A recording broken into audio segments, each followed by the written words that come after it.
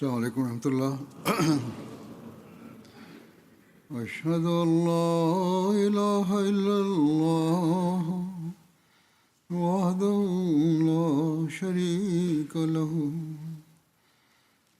وأشهد أن محمدا عبده ورسوله أما بعد فأعوذ بالله من الشيطان الرجيم بسم الله الرحمن الرحيم الحمد لله رب العالمين الرحمن الرحيم مالك يوم الدين إياك نعبد وإياك نستعين اهدنا الصراط المستقيم صراط الذين أنعمت عليهم غير المغضوب عليهم ولا الضالين.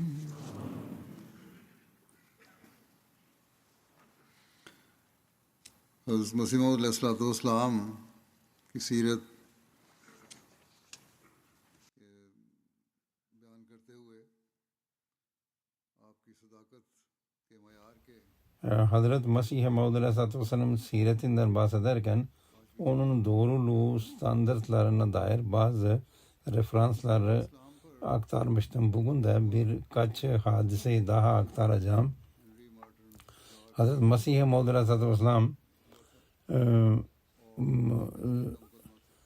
Doktor Doktor Martin Clark tarafından açılan dava ile ilgili şöyle diyor ki Martin Clark davası o kadar tehlikeliydi ki idam cezası bile verilebilirdi.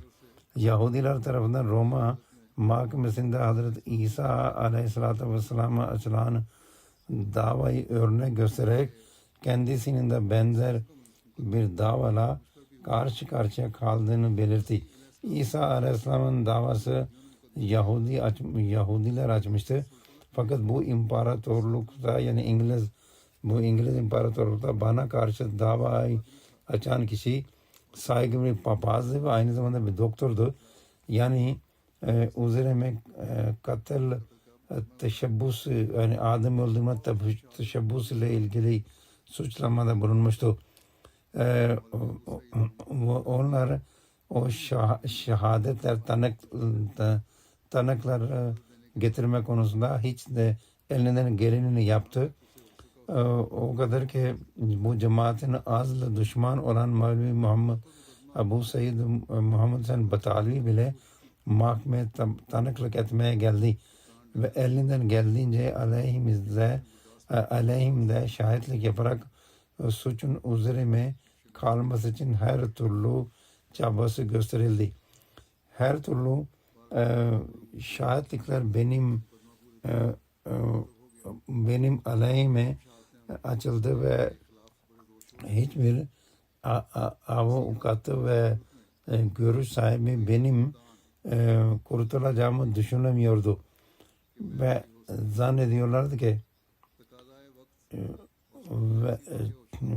veya muhabbet cezasına ömür boyu muhabbet cezasına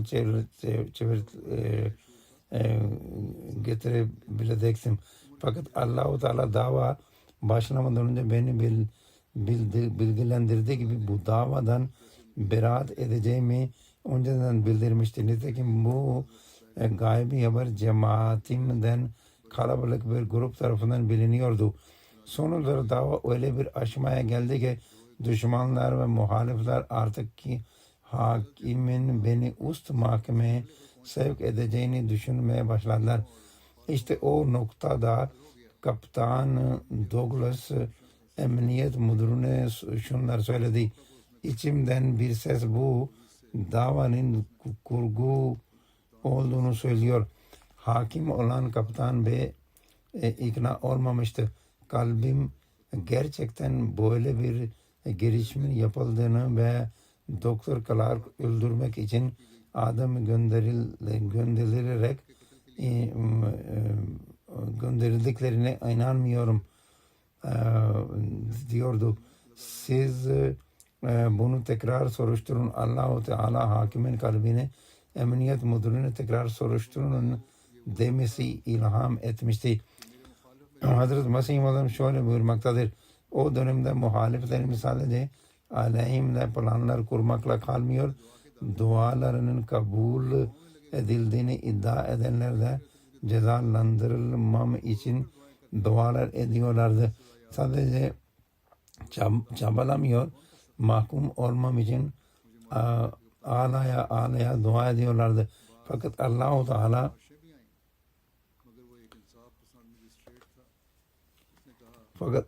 Teala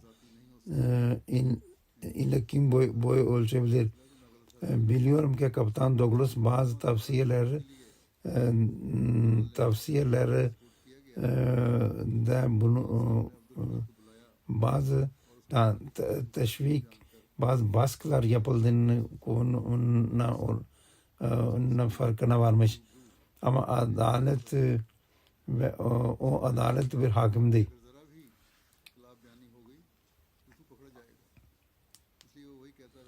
Ve onlar Abdülhamid'e dediler ki sen doğruyu söylemiyorsun. Ona o ısrar edince ağlayarak ayağa kapandı. Polis müdürünün ayağına kapandı ve açıkça dedi ki beni zorla böyle bu beyan alındı. Mirza beni hiç öldürmek için, papazı öldürmek için göndermemişti.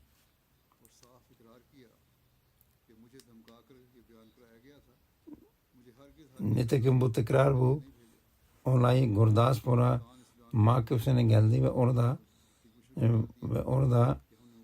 o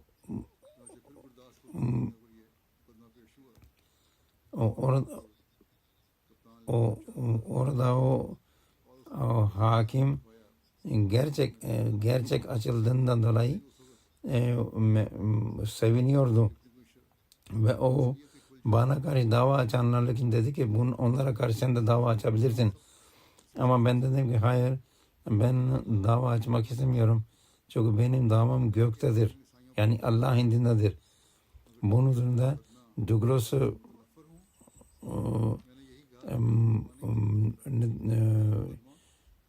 yazdı, kararını yazdı ve dedi ki sen beraat ettin, mübarek olsun.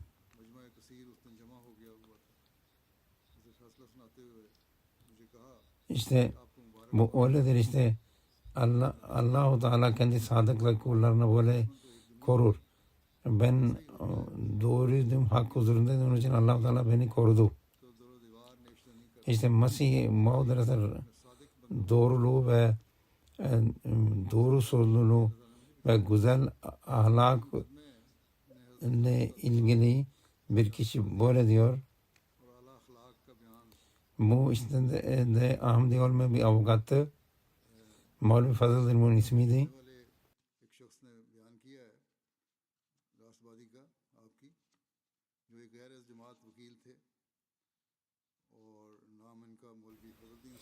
Şöyle diyor o. Şeyh Yakub el-Irfani Bey bunu kendi kitabı Hayat-ı Ahmet'de yazmıştır. İkinci büyük ahlaki olay, güzel ahlakla ilgili ve onun doğrulukla ilgili olay ve onun doğruluğu ne kadar sevdiğiyle ilgili olan olay, onu ben size avukatın kelimelerine size anlatıyorum.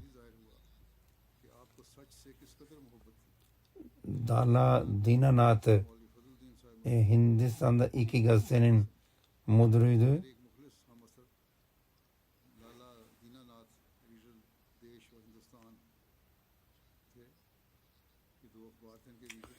Deş ve Hindustan gazetesinin gazetesi ve Şeyh Yakub el-Irfani Bey'in arkadaşıydı. O diyor ki dedi ki sizin benim kalbimde Mirza Bey'in ne kadar büyüklüğü ve yüceliği olduğunu biliyor musunuz? Ben onun makamını ve mertebesini çok yüce görüyorum. Her ne kadar iddiaları konusunda yani o konusunda ben onun bir yanılma olduğunu içinde olduğunu düşünüyorum ve iddialarının doğru olduğuna inanmasam da onun çok iyi bir çok takvalı ermiş bir insan olduğunu kabul ediyorum. Bir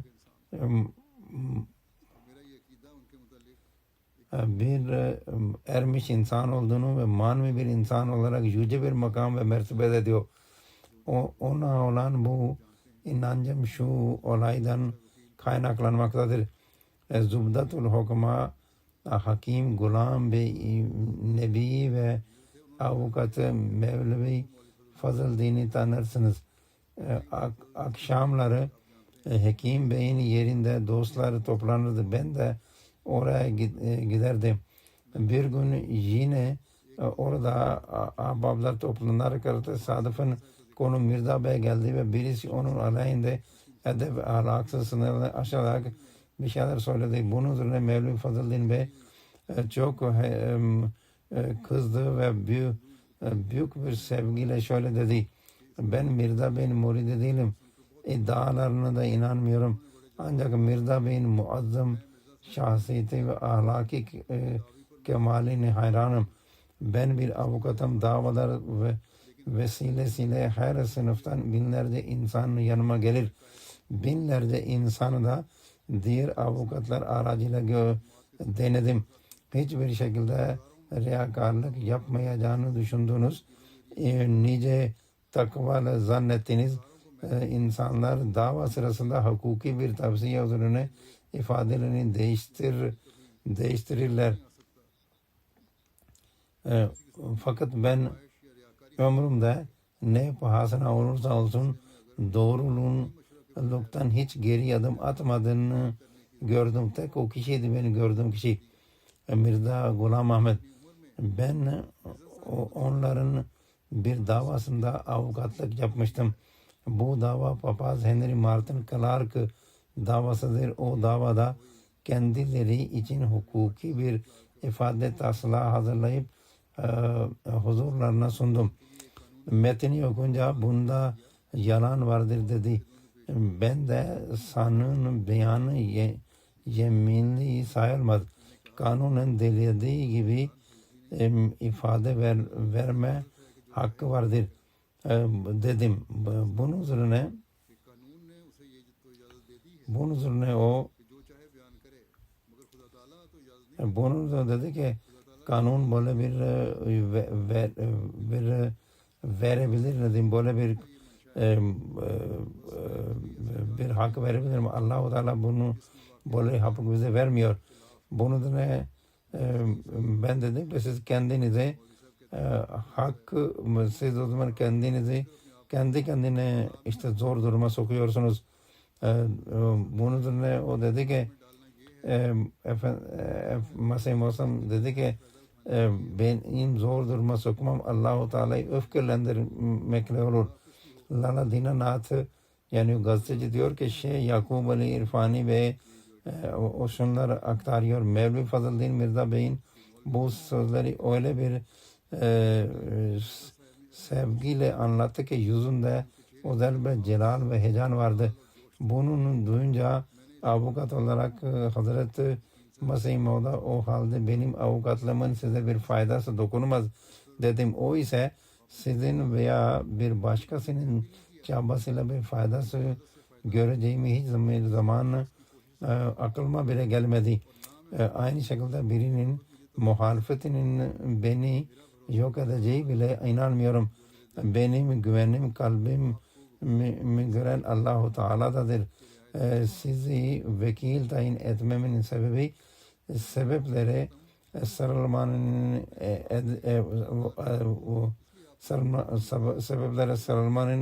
edep gereği olmasıdır. Sizi de işinizde dürüst olduğunuzu bildiğim için seçtim. Bu sadece kullanılması gereken zahiri bir araçtır. size bir bağlılığım söz konusu değildir. Ve işte dedi ki benim burada hiçbir bu da benim ifademden benim dediğim gibi olsun ve hiçbir şey hiçbir şey değiştirmeyeceksiniz. Ve eğer ben ceza alsam bile hiçbir şekilde ben üzülmeyeceğim. Çünkü benim için Rabbimin rızası önemlidir.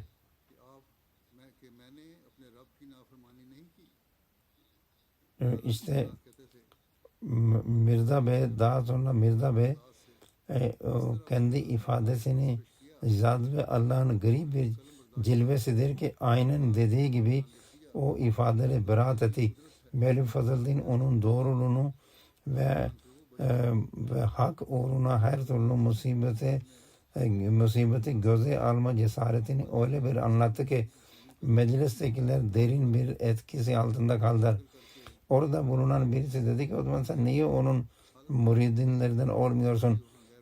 Buna cevaben Mevlid Fazlıddin dedi ki bu benim kişisel bir tercihimdir. Bunu sorgulama hakkınız yok. Ben onu tam manasıyla hak üzerinde olduğunu, haklı olduğunu kabul ediyorum ve kalbimde ona karşı çok büyük bir saygı besliyorum diye cevap verdi. Bu hadise hakkında Master Nazir Hüseyin Bey'in bir rivayeti vardır. Merhum yüksek mahkeme avukat Mevlid Fazlıddin Hazreti Müslim Mev'da derin bir sevgi ve bağlılık duyardı. Genellikle huzurun davalarına girerdi. Anlattığına göre kendisi Mesih-i Maud'u en üst mertebede kamil ve dost doğru bir insan olarak kabul ederdi. Sorduğumda huzur ile Mesih Muhammed ile ilgili bir hadiseyi anlattı. Hazreti Mesih Muhammed Martin Clark arasında bir dava için gitmiştik. Davada Abdülhamid isimli şahıs beni Martin Clark öldürmem için Hazreti Mesih Muhammed'ı gönderdi. İşte avukat diyordu ki siz sadece bu ifadeyi verin. Merhum avukat diyordu ki efendim sadece bu ifadeyi verseniz başarınız kesin oldu. Yani bu biraz yalan karışık bir ifade. Aksi takdirde kurtuluşun imkansız olduğuna imkansızdır. Avukat Bey der ki Hazreti Mesih Maud Aleyhisselam tüm önerilerimizi dinledikten sonra şöyle buyurdu. Ben dünya doğruluk ikame etmek için geldim. İdam edilecek olsam bile asla yalan söylemeyeceğim. Ben Abdülhamid'i tanımıyorum. O Kadiyana gelip giderdi. Ne pahasına olursa olsun bunu inkar edemem. Yani avukat diyordu ki sen sadece de ki ben avukat diyordu ki sen bu Abdülhamid'i yani o öldürme teşebbüste bunu denilen adam hakkında de ki ben onu tanımıyorum. Merhum avukat Mevlid Fazlıddin anlatmaya devam ediyordu.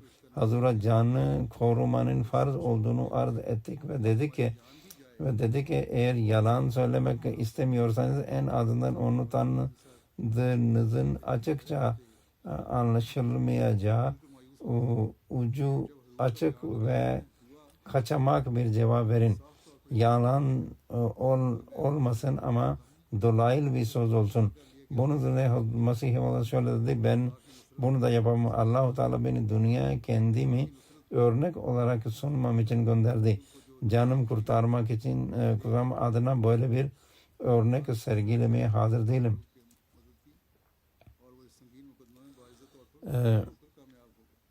Hazreti Peygamber'in sahabeleri Hazreti Mesih şöyle diyor. Hazreti Peygamber'in sahabeleri durandılar ama hakkı söylemekten geri durmadılar. Onları benzeri görülmemiş fetihler gerçekleştirdiler. Bunun sebebi neydi? Onlarda ihlas vardı, sadakat vardı ve vefa vardı. Allah-u Teala'ya tam bir tevekkülle bağlı olanlar böyle olurlar ve onlar ufak ufak şeylerden dolayı böyle hileyle vurmazlar. Onlar Allah'ın yardım geleceğini bilirler.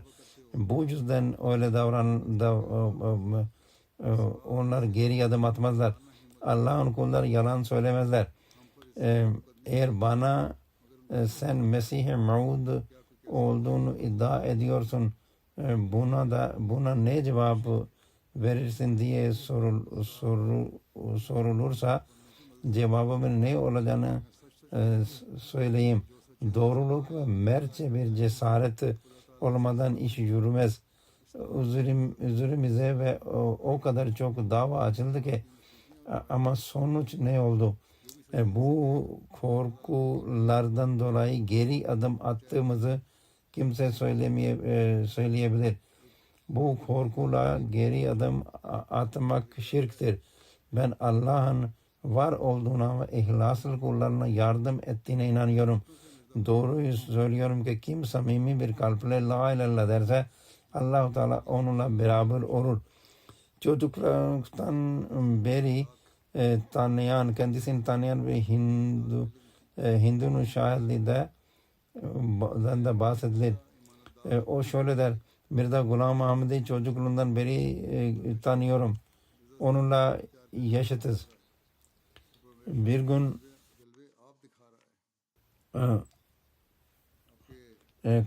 Kadiyan'a her zaman gider gelirim. Şimdi gördüm o harika ahlak ve erdemler daha önceden de aynı şekilde onda vardı. Onun hayatı hakkında şunlar yazar. Doğru sözlü, güvenilir ve iyidir ve takvalıdır. Ben şöyle düşünüyorum. Permeşer yani Tanrı Mirza Bey'in suretinde bulunarak yeryüzüne inmiştir ve kendi tecellilerini onun vasıtasıyla göstermektedir. O diyor ki Hazreti Müslim Maud anlatıyor, diyor ki bu bir Hindu birisi gelirdi. Burada gelirdi. O dedi ki bana bir keresinde babanız beni Mirza Gulam Ahmed Mesih'in babası bana çağırdı ve dedi ki sen git Mirza Gulam Bey seninle yaşatır ve ona anlat ki ben vefat edince acaba o hep abisinin mi muhtaç kalacak, eğer mal mülk idare etmiyorsa onu bir yer memur olarak tayin ettireyim. O Mesih'im ona geldi ve bu şeyler söyledi. Mesih'im olsam dedi ki babama söyleyeyim ben memur olacağım yere memur olmuşum. Şimdi diyor ki ben bunu gidip babasına anlatınca o dedi ki eğer benim oğlum bunu dediyse o hiç yalan söylemez, o doğruyu söylemiştir. Hazreti Müslim Maud Hazreti Mirza Bashir Ahmed Bey şöyle anlatmaktadır. Çok iyi hatırlıyorum ve ben bu hadiseyi asla unutamam. 1916 yılında Mr. Walter Ahmedi cemaati hakkında araştırma yapmak üzere Kadiyan'a gelmişti. Kadiyan'da cemaatin kurucusunun eski ashabının birisiyle görüşme arzusunda bulundu. O sırada merhum Munshi Arula Han Bey Kadiyan'daydı ve Bay Walter ile Munshi Bey Mescid-i Mübarek'te bir araya getirdiler. Bay Walter Munshi Bey sordu ki efendim hangi delil size Mirza Bey getirdiği hangi şeyden en çok etkilendi? Bunun üzerine Münşibi dedi ki ben çok okumuş bir insan değilim ve ilmi delilleri pek bilmem. Ancak üzerimde en çok etki bırakan bizzat Hazreti Mirza Bey'in şahsiyetiydi. Ondan daha doğru sözlü, daha dürüst ve Allah'a onda daha fazla iman eden birini görmedim. Onu gören hiç kimse bu adamın yalan olduğunu söyleyemezdi. Ben sadece onun cemaline hayrandım. Başka delil bilmem. Merhumun şimdi bunlar söyledikten sonra Mesih-i Maud Aleyhisselam'ın özlemi ile hüngür hüngür ağlamaya, hıçkıra hıçkıra ağlamaya başladı. Ağlamaktan nefsi kesildi. O sırada onunla mülakat yapan Walter Bey Walter Bey'in hali ise görülmeye değerdi. Adeta kan kesilmişti. Kesilmiş gibi yüzü bembeyaz kesildi. Yüzün rengi yıkanmış bir çarşaf gibi oldu. Gibi soldu. Daha sonra Ahmediye Moment adlı kitabında bir bu hadiseyi özel olarak etti ve şöyle yazmıştır. Çevresinde bu denli insanlar yetiştirmiş bir şahıs hakkında en azından onun bir sahtekar olduğu söylenemez. Hazreti Minya Rahim Baş şöyle anlatıyor, diyor ki Muhammed İbrahim adından bir Ahmedi bir zatla da karşılaştım. Onunla yaptığım bir sohbet sonrası ikna oldum. O gece rüyamda 4 kardeşimle birlikte bir dağın mağarasında yolumuzu kaybettiğimizi gördüm. Bir taraftan tırmanarak yukarı çıktım ve yerden çok yüksekte giden bir tren gördüm. Oraya nasıl çıkacağını şaşırırken yukarıda duran bir zatı gökten sarkan bu ipi tutarsan yukarı çıkabilirsin dedi. Sabah İbrahim Bey rüyamı anlatınca Kur'an'dan Allah'ın ipine sımsıkı sarılın ayetini okuyup manasını açıkladı. Bunun üzerine biat mektubumu yazdım.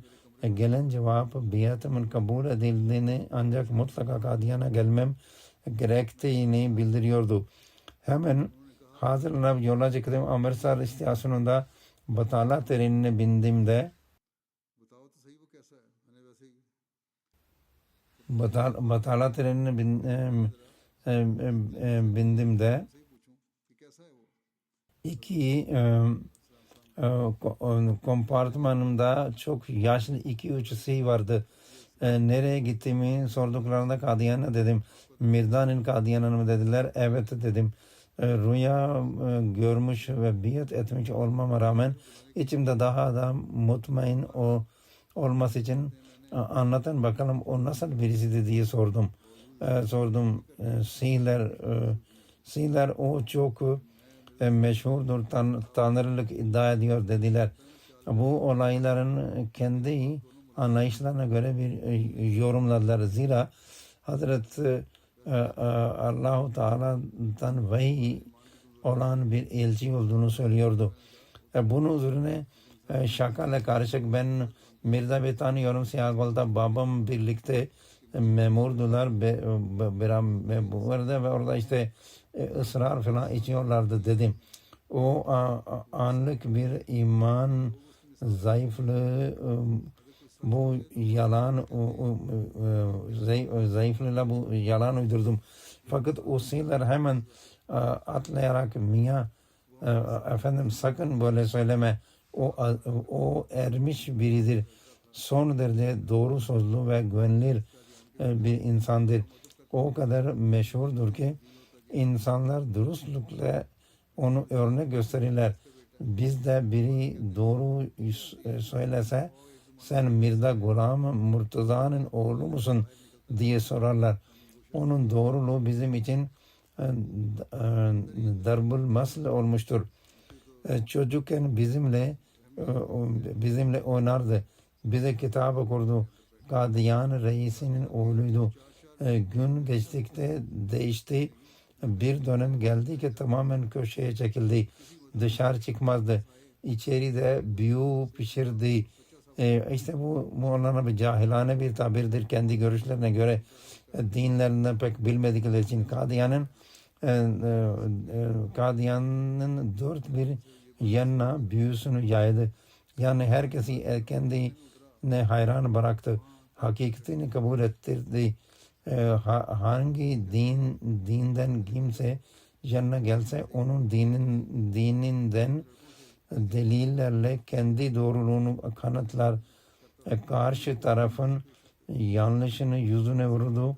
O semalardan geldiğini söylüyor dediler. Kısacası ben Kadiyan'a vardım ve ben orada çok sıcaktı. Ben hava da çok sıcaktı. O o sıcaklığı dayanamayıp geri gitmek istediğim çünkü Masih olsam bir gezmeye çıkmıştı. Yolda bir Arap ile karşılaştım. Kardeşim buraya kadar gelmiş ki Hazreti görmeden gitme dedi. Bu vakit bir daha gelmez. İnsanlar gelecek ama bu zat bir daha bulamayacaksın. Ama ben o böyle dedi ama ben aldırışı etmeyip arabacıyı hemen gidelim dedim. O sırada ezan okundu, namaz kılıp öyle gideyim diyerek camiye yöneldim.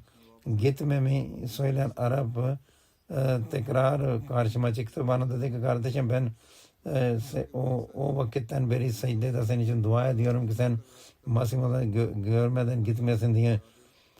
Sonra Hazreti Masih'ın meclise gelip oturduğunu gördüm. Orada meclise sohbete gelip oturduğunu gördüm. Ben tam karşısında duruyordum. O zamanın modasına göre saçım, sakalım ve boyum tamamen tıraşlıydı. Hazreti baş önünde yani Masih Masam baş önünde oturuyor yani başını eğip oturuyordu. Kendi kendine yüzünü görmeden tam emin olamayacağım dedim. Bir süre sonra başı kaldırıp bana baktı. İçimden bir ses sen doğrusun dedi. Yüzünü görünce kalbim sadıktır diye hak huzurunda diye haykırdı. Biraz sonra tekrar baktığında amenna iman ettim dedim. Üçüncü kez baktığımda ise ona aşık oldum. Namazdan yani ona feda oldum. Namazdan sonra içeri gireceği sırada birisi kapıda durup Hazır benim için dua edin dedi. O Masih Muhterem de şöyle dedi. Siz de zaten benim biyetimdesin. Ben düşmanların içinde bile dua ediyorum. Hazreti Halife Nizamuddin Bey şöyle anlatıyor. Sialkot'tan iş bulmak amacıyla Şikarpur'a gitmiştim. Hazreti Akdas Aleyhisselatü Masih Muhterem çok fazla gurturu koparıyordu. Amritsar'a arkadaşlarım vardı. Oraya geldim. Amritsar'dan Sialkot'a gittim. Niyetimde gitme niyetimde fakat uyanamamıştım. Uyuyakaldım. Sialkot'a diyecek 2 trenden kaçmıştı. Uyandığımda trenlerin gittiğini gördüm ve Kadiyan'a gitme niyetlendim ve dedim ki Batala'ya ne zaman tren gidecektir diye sordum. Oradan da Batala'ya vardım. Orada Kadiyan'a gittim. Oraya Kadiyan'a vardım da ikindi vakti oraya ulaştım. Hazreti Mevli Abdülkerim Bey ile görüştüm. O Sialkot'tandı ve beni görünce çok mutlu oldu. İkindi namazını kıldık. Ertesi sabah Mevli Abdülkerim Bey Hazreti Masih Maud Aleyhisselatü Vesselam'a haber verdi. Mescide açılan pencerenin yanında Vadlen Mesih'in yanında vaad edilen Mesih biatımı aldı. Hazreti Mesih Maud Aleyhisselatü Vesselam sadece yüzünü görmek bile kalbimi mutmain etmeye yetti. Dünya yalancı olabilirdi ama bu şehre asla yalancı olamazdı. Hazurun yüzünde özel bir çekim gücü kalpleri cezbeden öyle bir nur vardı ki adeta yayıyordu. Hazreti Hakim Abdurrahman Bey şöyle anlatıyor, diyor ki babam biat ettikten sonra Faisalabad yani şu anki Lailpur bölgesindeki Gojra civarında bulunan 276 numaralı köye gittiğinde orada yoğun bir tebliğ faaliyetine girişti. Bölge halkı onu kendilerine imam olarak seçti. Babam Kur'an-ı Kerim dersi verirken Mesih İsa'nın vefat konusuna geldiğinde mesleği tüm açıklığıyla ortaya koydu. İnsanlar bu duruma hayret ettiler. Koyun muhtarı Vezirdin adında bir zattı. Bir gün Vezirdin babama büyük bir kazana ihtiyaç olduğunu, Gujranwala'da güzel kazanlar yapıldığını ve oraya birlikte gitmeyi teklif etti. Babam ona eğer gerçekten iyi bir kazan almak istiyorsan gel Batala'ya gidelim. Orada daha iyileri yapılır dedi.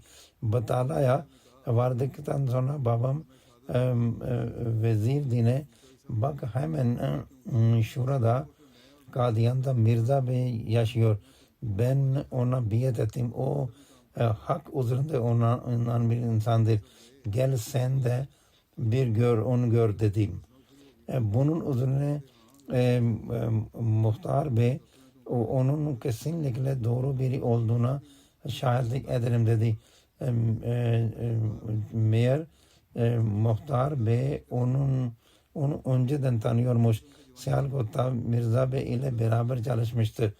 Tıpkı ben arazi memurdum. O ise büro görevliydi dedi. Sardafullah Han Mesih Maud Aleyhisselatü Vesselam bu adamı diyor ki Hazreti Mesih Maud Aleyhisselam hakkında şunlar anlattı. Evet mutlaka o hak üzerindedir. Onu büroda çalışırken gördüm. Ne rüşvet aldı ne de bir kez ne de hiç herhangi bir yalan söyledi. Son derece takva sahibi ve güven ve günahtan sakınan biriydi. Öyle bir şahsiyet asla yalan bir iddiada bulunamaz. Ben onun gençliğini şahidim. Böyle birinin iddiası yalan olamaz. Hadi seninle geliyorum. Nitekim muhtar bey hemen Kadiyan'a giderek biat etti. Mia Firuddin Bey şöyle anlatıyor. Dedemin adı Mia Nizamuddin'di. Hazreti Mesih Maud'un memuriyet vesilesiyle Sialkot'ta tanıyordu. Ve Hazreti Mesih Maud'un iddiası açıklandığında dedem kısa bir süre sonra biat etti ve tüm aileyle şöyle dedi. Ben onu burada memur olduğum dönemden beri tanıyorum. Bu yüzden hepiniz benim yanımda biat edin. Bu yüz yalancıların yüzü olamaz. Nitekim 1892 yılında tüm ailemiz biat etti. Hazreti Mirza Beşir Ahmed Munshi Abdülaziz şöyle anlattığını naklediyor. Diyor ki 1890 civarında Gurdaspur'un Jagatpur köyünde arazi memuruydum. 1891'de çabalayarak tayinimi yine Gurdaspur'a bağlı Sikhanva köyünde çıkarttım. O zamanlar Ahmedi değildim ama Hazreti Mesih Maud'un adını duymuştum. Bir muhalefetim yoktu ancak olmanın tamamen Hazreti karşı olması beni düşünüyordu. ve bu asıl engeli. Sikh Havana'ya gidince Miyan Cemaluddin İmamuddin ve Hayreddin Bey ile tanıştım. Bana okumam için İzale Oham ismi kitabını verdiler. Dua ederek kitap okumaya başladım. Okudukça Hazret'in doğruluğu bir çivi gibi kalbime çakıldı ve tüm şüphelerim yok oldu. Birkaç gün sonra Miyan Hayreddin'le beraber Kadiyan'a gittim ve yuvarlak oda yakınlarında ilk defa Hazreti Mesih-i Maud Aleyhisselam gördüm. Onu görünce Miyan Hayreddin Bey'e bu çehre yalancıların çehresi değil dedim ve biat ettim. Hazreti Mirza Beşir Ahmet Sahib Zarfullah Khan Hazretleri'ni şöyle rivayet ediyor. Hazreti Mesih-i Maud Aleyhisselam ilk Lahor'dayken Hazreti Mesih-i Maud ile Lahor'da ilk kez karşılaştığımda kalbimde inançlara dair herhangi bir eleştirel düşünce yoktu. O an ruhumda hissettiğim tek şey bu zatın sadık olduğu ve söylediklerinin hakikat olduğuydu. Allah-u Teala tarafından kalbime ona karşı öyle bir sevgi yerleştirdi ki Hazur'un doğruluğu onun asıl delili benim için bu oldu. O zamanlar henüz bir çocuk olmama rağmen o günden bugüne kadar başka hiçbir delile ihtiyaç duymadım. Hazreti Miyan Sadruddin Bey diyor ki biat ettiğim sırada babama insanların at arabalarıyla neden Kadiyan'a akın ettiğini biliyor musun diye sordum. Bilmediğini söyledi. Ben de Mirza Bey Mesih Maud olduğunu söylüyorum dedim. Babam bu doğru olmalı. Ben onu çocukluğundan beri tanırım. O hiçbir zaman yalan söylemez. Hazreti Mesih şöyle diyor. Bakın Mesih Maud şöyle diyor. Bakın Allah hüccetini üzerinizde öyle bir tamamladı ki iddiam üzerinde binlerce delil ikame ederek sizi bu cemaate davet eden kişinin nasıl bir marifet sahibi olduğunu ve ne denli kanıtlar sunduğunu düşünmeye fırsat verdi. Sizler benim geçmiş hayatıma dair hiçbir ayıp, iftira, yalan veya hile isnat edemezsiniz ki zaten önceden yalan ve iftiraya alışık olan bu kişi bunda da yalan söylemiştir diye düşünürsünüz. Aranızdan beni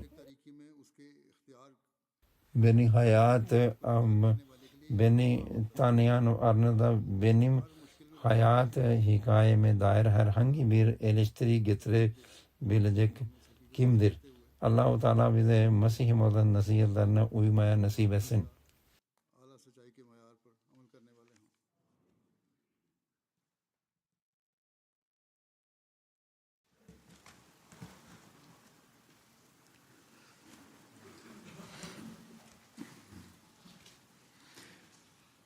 Elhamdülillah, elhamdülillah, nahmaduhu ve nestainuhu ve nestağfiruhu ve nu'minu bihi ve netevekkalu aleyh ve na'udzu billahi min şururi enfusina ve min seyyiati a'malina. Men yahdihillahu felâ mudille lehu ومن يضلل فلا هادي له ونشهد أن لا إله إلا الله ونشهد أن محمدا عبده ورسوله عباد الله رحمكم الله